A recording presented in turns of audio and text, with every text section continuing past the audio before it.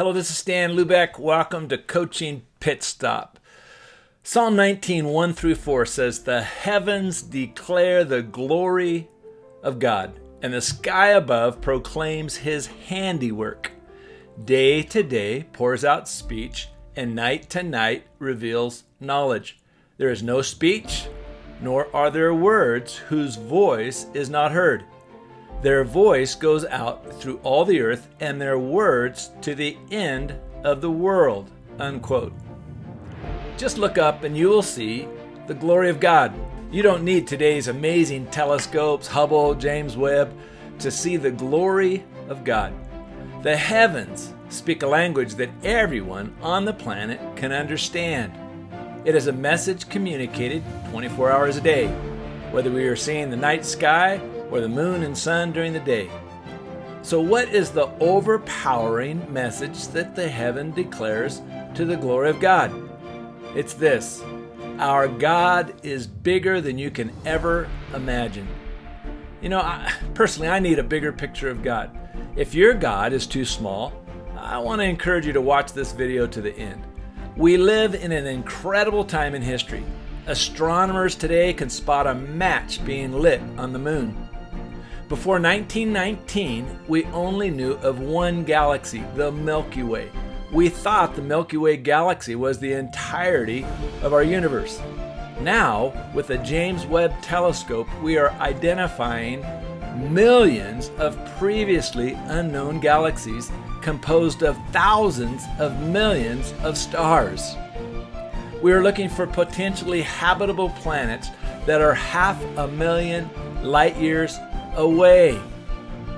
Our big God created a big universe with a big bang, and it is continuing to expand from that moment in time when God started the whole thing.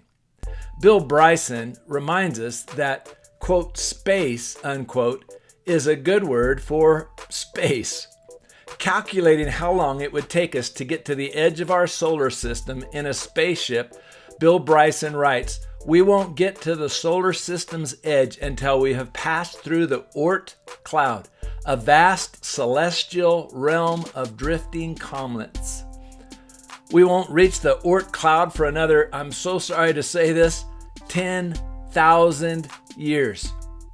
Far from marking the outer edge of the solar system, as those schoolroom maps so cavalierly imply, Pluto is barely 1/50,000th of the way," unquote. In 1919, Edwin Hubble peered through his 100-inch telescope and realized that our Milky Way was not the universe. Astronomers now estimate that the 100,000 million stars in the Milky Way are just one galaxy of millions upon millions of other galaxies. Just getting beyond our own solar system is a gargantuan feat.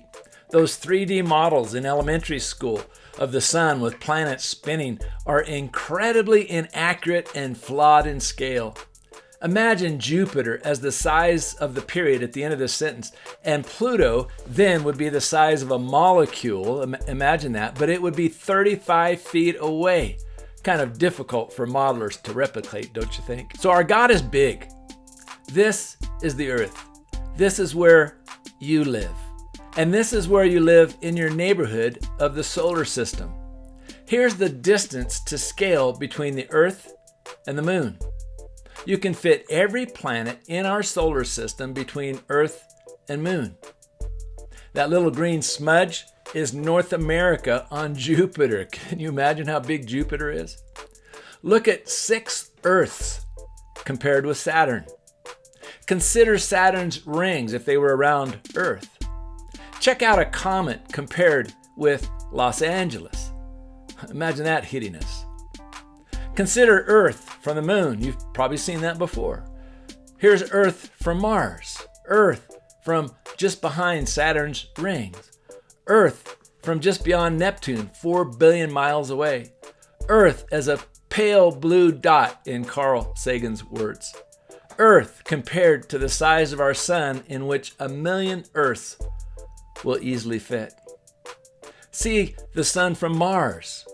Carl Sagan proclaimed that there are more stars in space than there are grains of sand on every beach on Earth. As big as our sun is, it is tiny in comparison to the biggest star, VY Canis Majoris, which is 1,000 million times bigger. I don't even know how to get my head around that.